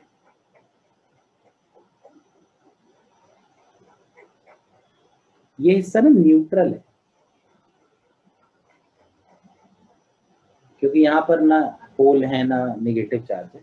इस तरह से यहाँ पर ये वाला जो हिस्सा है ये भी न्यूट्रल है। अच्छा, ये जो आधा हिस्सा है ये देखो पॉजिटिव हो गया, क्योंकि यहाँ पे एक्चुअली प्लस के साथ इलेक्ट्रॉन हुआ करते थे पर इलेक्ट्रॉन हट गए। ये जो हिस्सा है ये नेगेटिव हो गया, क्योंकि यहाँ पर इलेक्ट्रॉन हुआ करते थे, सॉरी होल हुआ करते थे, वो हट गए। तो डिप्लीशन रीजन का आधा हिस्सा हो जाता है पॉजिटिव, आधा हिस्सा हो जाता है नेगेटिव। इस वजह से डिप्लीशन रीजन के अंदर एक इलेक्ट्रिक फील्ड आ जाती है जो पॉजिटिव चार्ज से नेगेटिव चार्ज की तरफ होगी, है ना। अब ये मतलब एक्चुअली अगर आप अभी तक भूल चुके हो तो आपको बता दूं, ये पी टाइप था और ये एन टाइप है ना। यानी इलेक्ट्रिक फील्ड किधर से किधर की तरफ है, एन टाइप से पी टाइप, एन से पी की तरफ, है ना, एन से पी की तरफ। ठीक है, तो यहाँ पे लिख देता हूं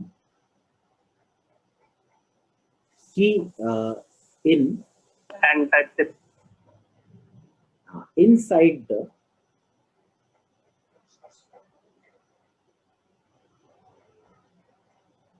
डिप्लीशन रीजन के अंदर there is an electric field directed from N type to P type। ठीक है, अब ये इसको दोबारा से यहां पे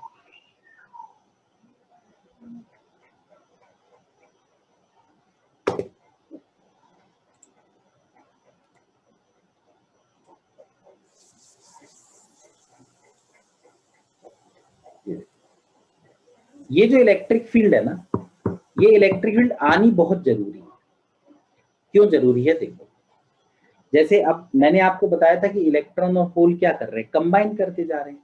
अब देखो ये वाला जो होल है, आपको दिख रहा होगा ये वाला होल, ये होल इधर आ, क्योंकि इसको इस इलेक्ट्रॉन के साथ कंबाइन होना है, इलेक्ट्रॉन भी इधर आए। अब ये होल जब यहां पहुंचा, डिप्लीशन रीजन को पार करेगा तभी तो कंबाइन हो पाएंगे, है ना। जैसे डिप्लीशन रीजन में पहुंचा तो इलेक्ट्रिक फील्ड ने इस होल पर एक फोर्स ऐसे लगा दी, यानी इसको वापस भेज दिया उस तरफ, पी टाइप की तरफ। आया समझ में या नहीं आया बताओ? जो होल उधर से आया था उस पे फोर्स उसी तरफ लगा दी तो वापस चला गया। ऐसे ही जो इलेक्ट्रॉन आया, देखो अब इलेक्ट्रॉन निगेटिवली चार्ज है ना, तो उस पर इलेक्ट्रिक फील्ड ने फोर्स किधर लगाई? अपने अपोजिट। तो ये डिप्लीशन रीजन क्या करता है, जो होल और जो इलेक्ट्रॉन है उनको आपस में कंबाइन होने से रोकता है। क्योंकि ये सोचो ना, अगर होल और इलेक्ट्रॉन सारे के सारे कंबाइन हो जाते तो फिर तो एक भी होल एक भी इलेक्ट्रॉन बचता ही नहीं। अगर एक भी होल और एक भी इलेक्ट्रॉन नहीं बचता तो फिर कंडक्ट कहां से कराता है?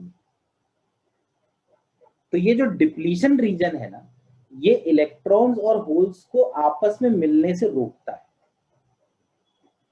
तो यहां मैं लिख देता हूं, the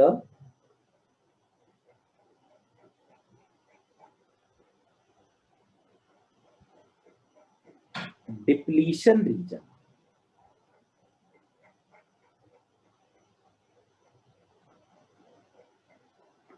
prevents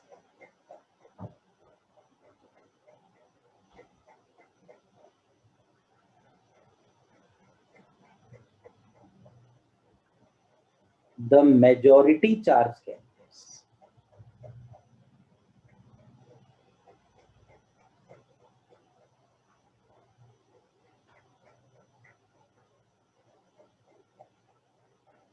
from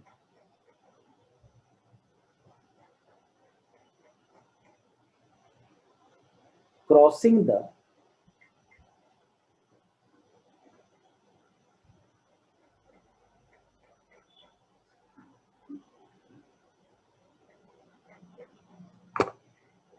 depletion region prevents the majority charge carriers from crossing the depletion region।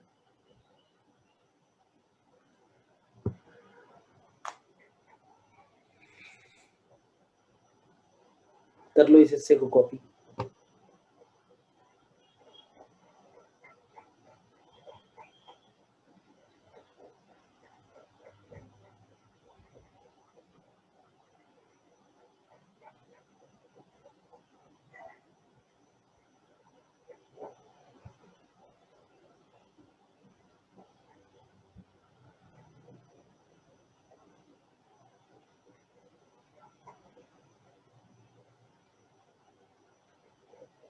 Done. ठीक है,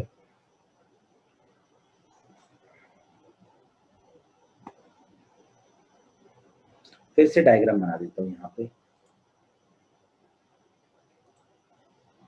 ये देखो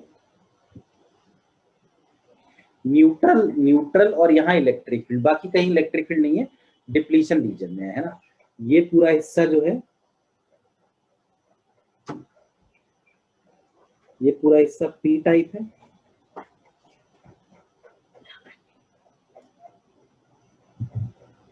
और ये वाला पूरा हिस्सा एन टाइप। ठीक है,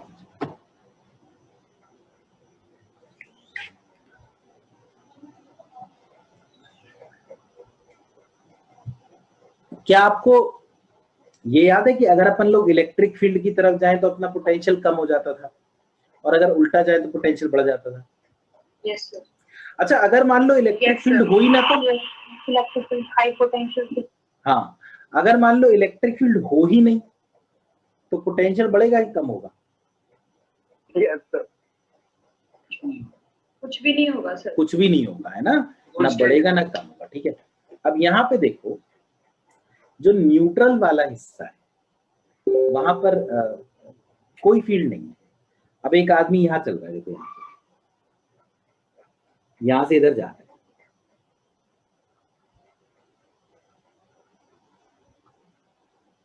तो जब वो यहाँ पे है,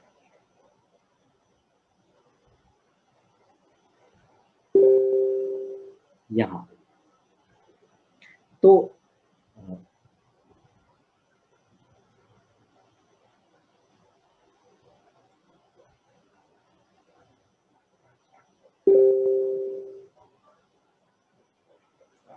जब वो यहाँ चल रहा है तो यहाँ पहले उसे न्यूट्रल रीजन में कोई फील्ड मिली ही नहीं, तो वो कहेगा मेरा पोटेंशियल सेम है, कांस्टेंट है हमेशा। लेकिन जब वो डिप्लीशन रीजन में घुसा तो उसे फील्ड मिल गई, तो वो कहेगा यार अब मैं फील्ड के अपोजिट जा रहा हूं, तो अब मेरा पोटेंशियल बढ़ने लगेगा। जब वो डिप्लीशन रीजन से फिर बाहर निकला तो फिर न्यूट्रल हो गया। ये है देखो एन का potential, potential of the N side, और ये है potential of the P side. तो किसका पोटेंशियल ज्यादा है, एन का या पी का? एन का पोटेंशियल ज्यादा है। तो हम ये कह सकते हैं कि द पोटेंशियल एन साइड का, हाँ, the potential of N type is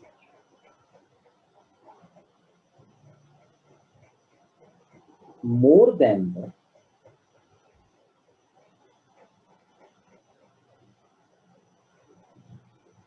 potential of the p type.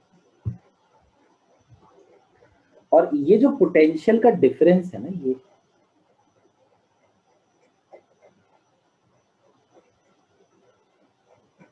Delta p, तो दिस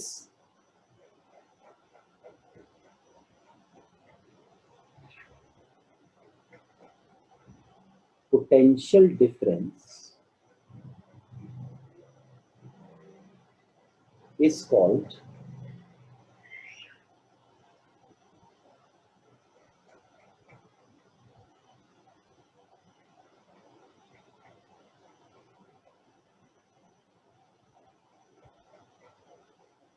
बैरियर वोल्टेज।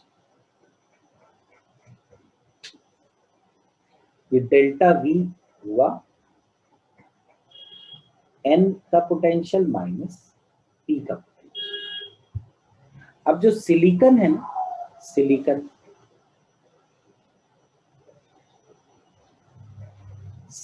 के लिए ये जो पोटेंशियल का डिफरेंस होता है, ये होता है 0.7 वोल्ट्स, और जर्मेनियम के लिए ये जो पोटेंशियल का डिफरेंस होता है, ये होता है 0.3 वोल्ट्स। ये हम वैल्यू याद कर लें।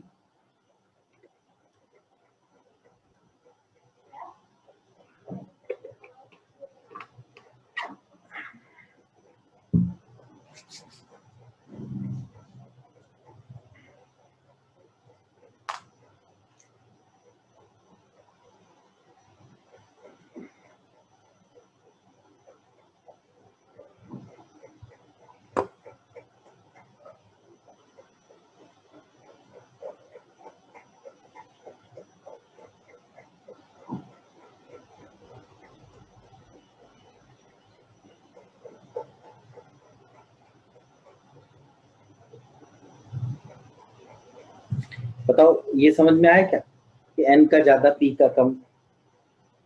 Yes sir. अच्छा, वैसे p टाइप में होल्स होते हैं, होल्स काफी ज्यादा होते हैं p टाइप में। इलेक्ट्रॉन होते हैं कि नहीं?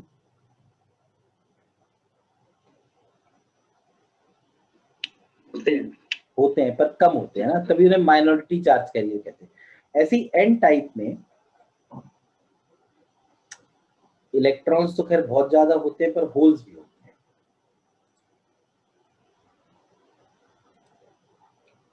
एक चीज नोट करना, देखो p टाइप है, p टाइप ये जो है ये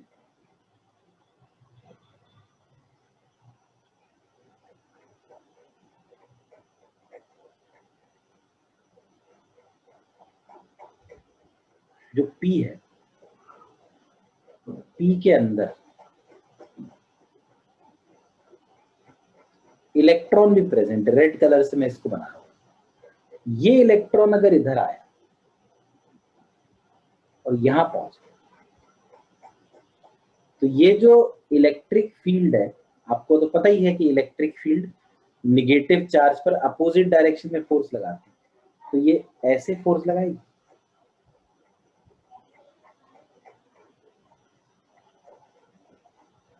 मतलब क्या लगता है ये उसको दूसरे रीजन में जाने देगी कि नहीं? जाने देगी। इसी तरह से एन टाइप में कोई होल है, माइनॉरिटी, अब ये इधर आ रहा है, जब ये यहां कहीं पहुंचा होगा यहां, तो इस पर जो फोर्स लगेगी इलेक्ट्रिक वो ऐसे लगेगी। मतलब मेजॉरिटी चार्ज कैरियर्स को तो ये रोकती है इलेक्ट्रिक फील्ड, लेकिन माइनॉरिटी चार्ज कैरियर्स की मदद करती है।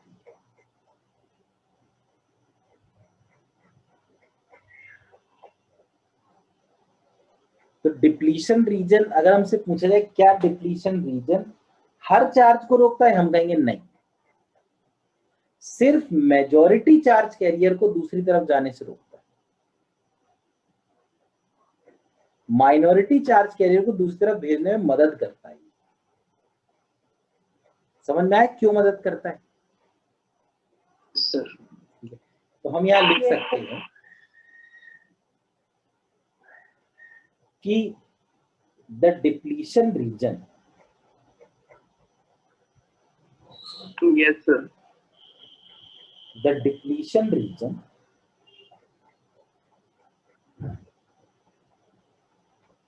opposes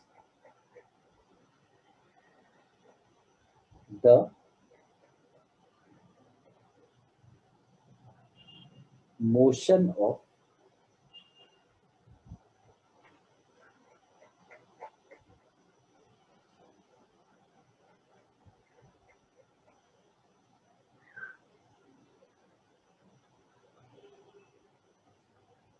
majority charge carriers,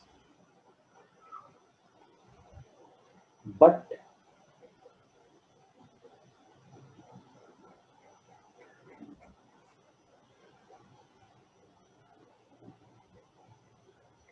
supports the motion of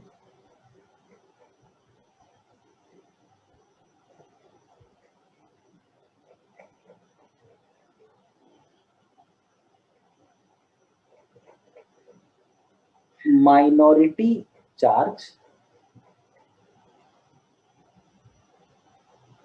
carriers। Majority charge carriers को अपोज किया और माइनॉरिटी चार्ज कैरियर्स को सपोर्ट किया। तो अब एक चीज बताओ, depletion region majority charge carriers को रोक रहा है, माइनॉरिटी को पास करने दे रहा है। अगर मैं किसी तरीके से डिप्लीशन रीजन को कम करता जाऊं, तो ऐसा करना किसके लिए सही रहेगा, मेजॉरिटी के लिए कि माइनॉरिटी के लिए? मेजॉरिटी के लिए, क्योंकि उन्हीं को तो रोक रहा है। और अगर मैं डिप्लीशन रीजन को बढ़ाता जाऊं तो ये किन के लिए सही रहेगा, माइनॉरिटी। तो हमने दोनों ही प्रोसेस करी, एक में डिप्लीशन रीजन को बढ़ाया ताकि मेजॉरिटी चार्ज कैरियर्स फ्लो करे, दूसरे एक में डिप्लीशन रीजन को कम किया जिससे मेजॉरिटी चार्ज कैरियर्स फ्लो कर पाए, एक में डिप्लीशन रीजन को बढ़ाया जिससे माइनॉरिटी चार्ज कैरियर्स फ्लो कर पाए। तो ये जो प्रोसेस होती है ना, विड्थ, डिप्लीशन रीजन की विड्थ को बढ़ाना या कम करना, इसको कहते हैं बायसिंग। ठीक है, लेकिन अब बायसिंग अपन कल पढ़ेंगे। ठीक है।